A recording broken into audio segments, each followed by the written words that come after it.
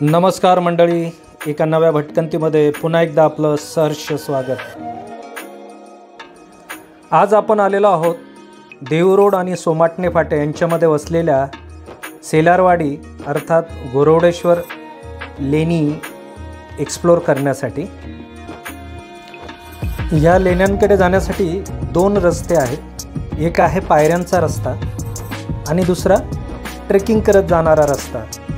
पायऱ्यांचा रस्ता हा उजव्या बाजूने आहे आणि ट्रेकिंगचा रस्ता डाव्या बाजूने आहे। जिथे आपण पार्किंगमध्ये प्रवेश केल्यानंतर डाव्या बाजूने डोंगरातून एक ट्रेकिंगचा रस्ता वरती जाताना आपल्याला दिसतो। तर चला आता आपण पुढे जाऊया।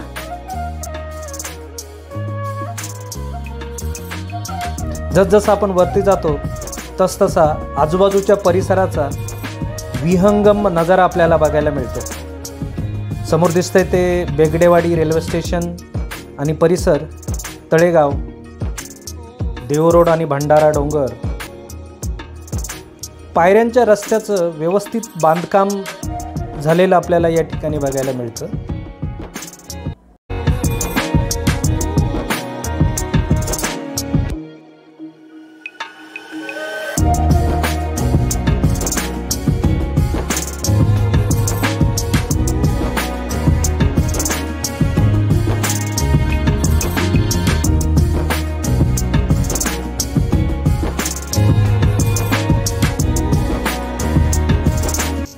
आता आपण लेण्यांच्या कॉम्प्लेक्सच्या जवळ येऊन पोहोचलेलो आहोत। पुरातत्व खात्याचा तिथे एक बोर्डही आपल्याला बघायला मिळतो।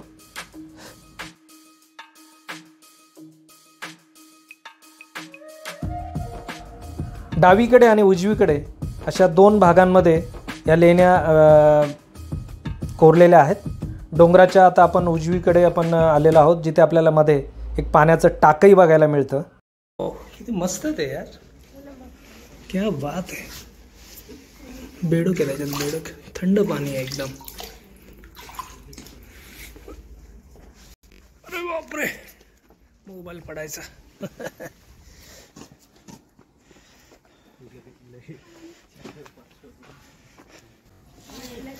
पावसाळ्यामध्ये येत जाईल ते। पावसाळ्यातच जाईल।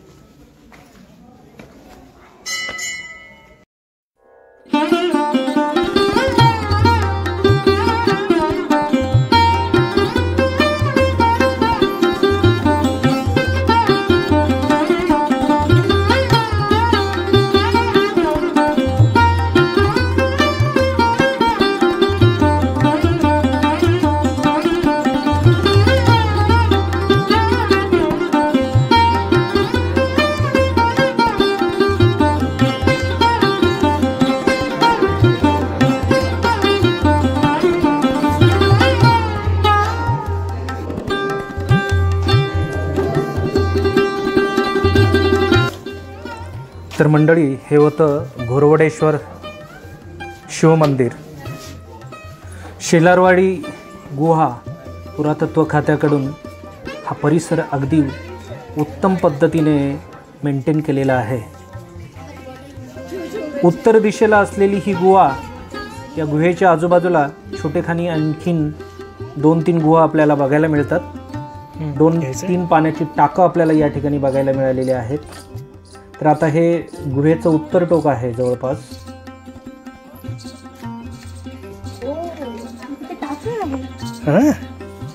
अरे वा, जात आहे का खाली?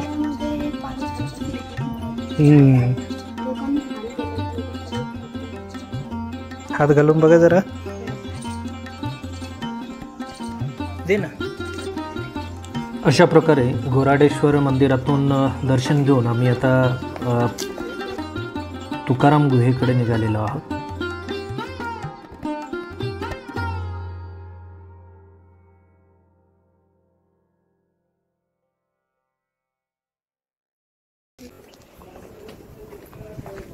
इथपर्यंतच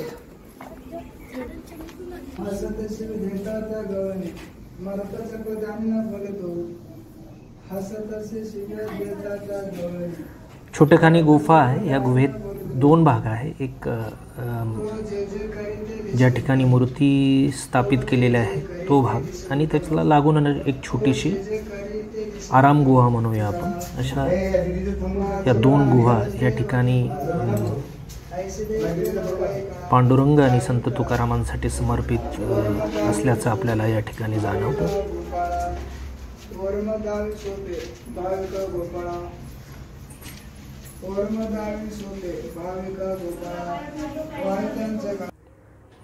अशा प्रकारे गोराडेश्वर शिलारवाडी गुहा आणि आजूबाजूचा परिसर याचा आनंद घेत घेत डोंगराच्या पश्चिम दिशेकडे आपण आता जात आहोत. पश्चिम दिशेला आल्यानंतर एक अद्भुत असा नजारा आपल्याला बघायला मिळाला. या पश्चिमेच्या दिशेनं पसरलेल्या डोंगरावरती गवताची सोनेरी मखमल पसरल्यासारखं गवताचं एक रान आपल्याला बघायला मिळतं.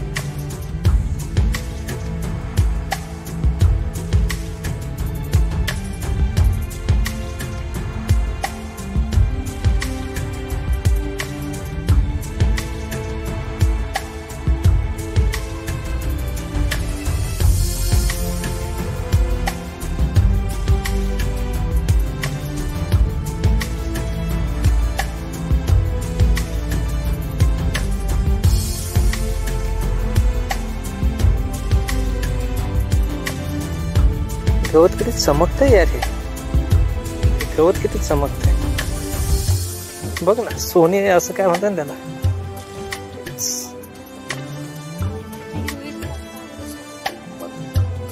चमक कसली त्याला ती बघ ना. हे बघ आता हळूहळू सूर्यास्त दृष्टिक्षेपात येत होता. अख्खा भवतालच सोनेरी आणि तांबूस किरणांनी न्हावून निघाल्यासारखा भासत होता. अगदी मावळतीपर्यंत तांबूस रंगाची झालर पसरली होती. पाषाणाच्या या कड्यावरती काही क्षण अंग टाकून विश्रांती केली. या रमणीय संध्याकाळाच्या आठवणी मनात साठवत इथून परतीच्या प्रवासाला निघालो. मंडळी, आज आपण इथेच थांबूया. पुन्हा भेटू पुढच्या प्रवासामध्ये. धन्यवाद.